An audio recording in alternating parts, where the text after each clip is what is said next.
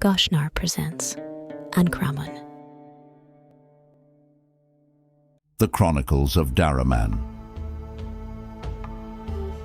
That was the time when Daraman was captured by the jinns while he was fasting and meditating in the desert. They put him in heavy chains and brought him before Gabal's throne. There the old man stood, all haggard and torn, amidst the splendor of the jinns' court. And the jinns started teasing and tormenting the human with 1,000 malicious tricks, trying to strike terror in his heart. But frail and crippled though he was, Daraman never so much as flinched under the pain, and his will could not be broken. Finally Mala, who was the most vicious and godless of the jinn, lost his patience and raised his hand to strike the final blow.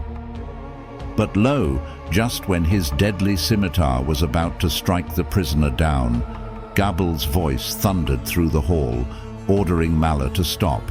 And though mighty Mala trembled with anger and spite, he did not dare challenge his king's authority. Gabal was curious about the strange human who did not seem to know pain or fear. He approached him and asked him if he did not feel any pain. Daraman answered that the pain of the body was nothing compared to the pain of the soul.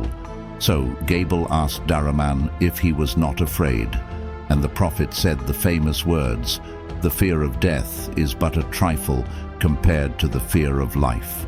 So Gabal, who was more and more intrigued by the human, asked him whether he did not care at all about his life. Daraman just looked into the mighty Jinn King's eyes, and a brief smile shone on his lips. And after a long pause he spoke thus, "I am an old man, and I have but little to lose, my lord, but your race has much to gain, for it lives in darkness." When he said those words, many jinns were outraged by the human's apparent lack of respect, and if Gabal had not stopped them, the prophet would have been killed on spot. And so it came to pass that Gabal, the mighty king of the jinns, took interest in Daraman. Here was something that he, who had seen so many things, could simply not understand, and he was determined to find out more about it. In the beginning, he was still convinced that the prophet, like all other humans, was driven by a secret weakness, and he tried to use many other temptations to test the prophet. He clad the old man in silk and offered him 1,000 gifts. But Daraman was as unimpressed by the jinns' fabulous wealth as he had been unimpressed by their tortures, and he politely rejected all gifts. And when Gabal finally asked him if he did not appreciate his gifts, Daraman answered, "My lord, I am an old man who has little use for pretty baubles, and truly I have never valued a thing that could be bought for gold." It was then that Gabal realized that Daraman was indeed a holy man. So it came to pass that Daraman, who had come to the jinn's court, became the king's guest and confidant. And even though many jinns disdained their king's new favorite, Gabal increasingly sought Daraman's company. Every day they went to Gabal's personal garden and talked for many hours. It turned out that Gabal, who had been the terror of the world for such a long time, was plagued by a terrible feeling or inner void, and Daraman's infinite spiritual strength became a source of joy and redemption for him.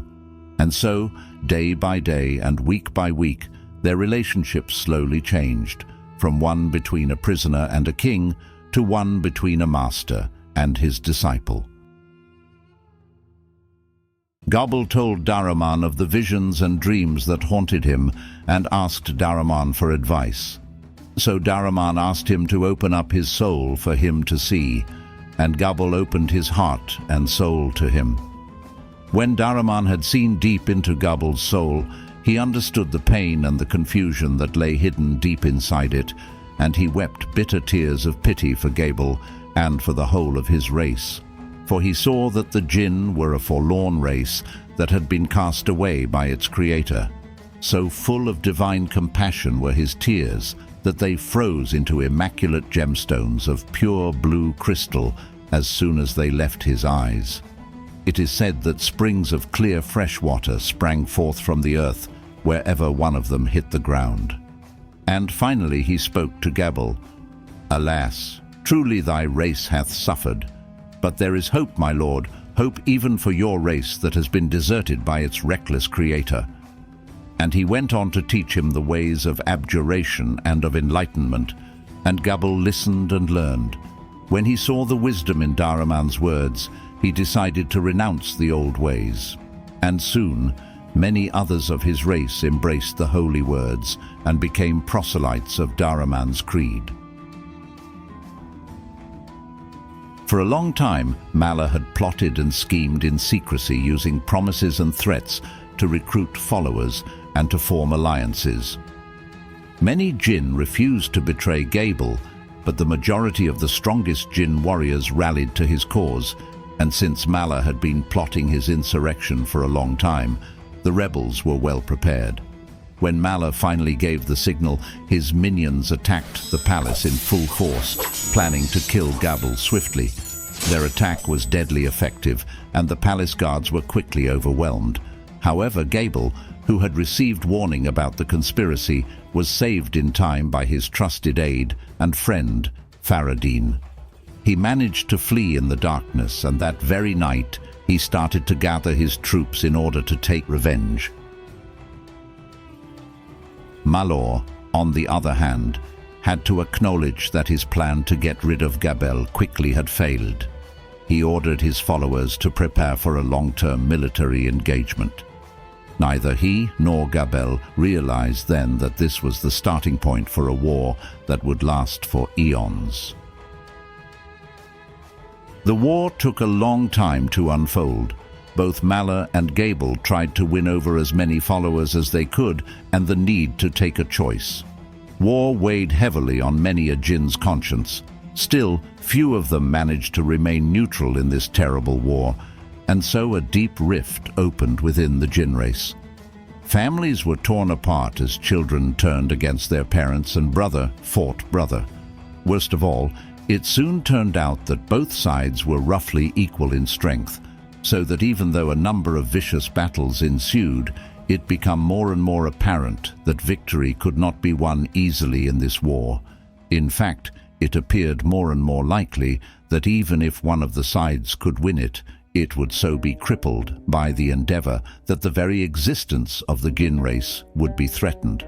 Still, the war raged on relentlessly, and the mutual hatred between the two factions, who began to call themselves by the distinct names of Marid and Efreet, increased with every battle that was fought.